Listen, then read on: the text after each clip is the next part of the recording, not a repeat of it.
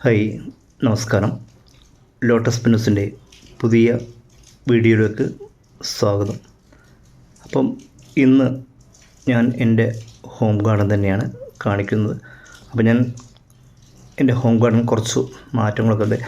നമ്മുടെ ഇൻ്റർലോക്ക് ചെയ്ത് ഒരു തെങ്ങിന് ചുറ്റും ഞാനൊരു അതിർത്തിയൊക്കെ കെട്ടി അതിനുള്ളിൽ ഞാൻ പുല്ല് വയ്ക്കാം എന്ന് വിചാരിച്ചിട്ടാണ് വെച്ചത്. പക്ഷേ ഇവിടെ നമ്മളൊരു 4 പൂച്ചക്കുട്ടികളുള്ളതുകൊണ്ട് അവരത് കംപ്ലീറ്റ് ഇതാക്കും.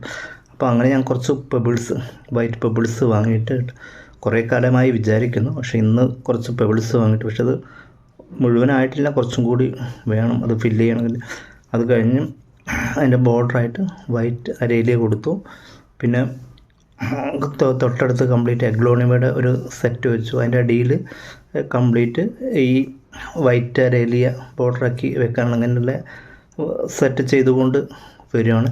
അതിൻ്റെ കൂടെ നമ്മൾ സ്നേക്ക് പ്ലാന്റ് കുറച്ച് കൂടുതൽ ഇങ്ങനെ ഉണ്ടാക്കി കൊടുക്കുന്നത്, ലാൻഡ് ഓർക്കിഡ് കുറച്ച് വേറെ നട്ട് റെഡിയാക്കി വരുന്നുണ്ട്. പിന്നെ സ്പൈഡർ പ്ലാന്റ്, അങ്ങനെ ഒത്തിരി ഇതുണ്ട്.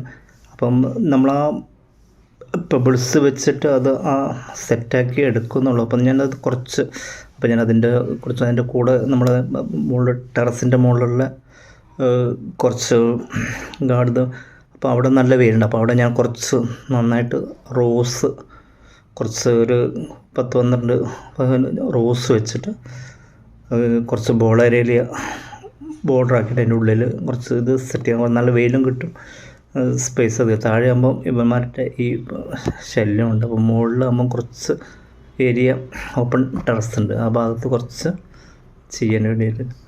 അപ്പം ഇതൊക്കെയാണ് ഇന്ന്.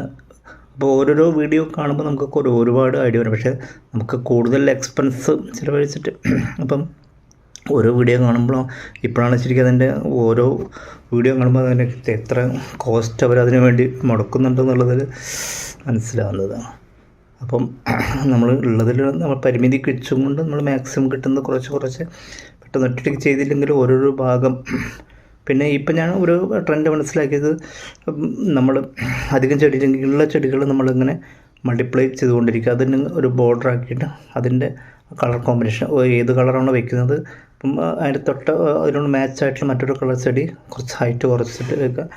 ഇപ്പം അങ്ങനെ മിക്കവാറും ഇപ്പോൾ വീടുകളിൽ കുറഞ്ഞ ഒരു 6-10 സെൻറ്റ് ചോടുള്ള സ്ഥലങ്ങൾ, വീട് കഴിഞ്ഞാൽ ബാക്കി കുറച്ച് സ്ഥലങ്ങൾ നമുക്ക് ചെടികൾ കൂടുതൽ വെക്കാനുണ്ട്. അപ്പോൾ ഉള്ള സ്ഥലത്ത് നമ്മൾ കൂടുതൽ അറേഞ്ച് ചെയ്ത് വെച്ചാൽ ഭംഗിയാകും. അപ്പോൾ നമ്മൾ പല വീഡിയോകൾ കാണുമ്പോൾ നമ്മളിങ്ങനെ ഓരോന്നോരോന്ന് ചേഞ്ച്. അപ്പോൾ ഇന്നൊക്കെ ഇത്രയാണ്.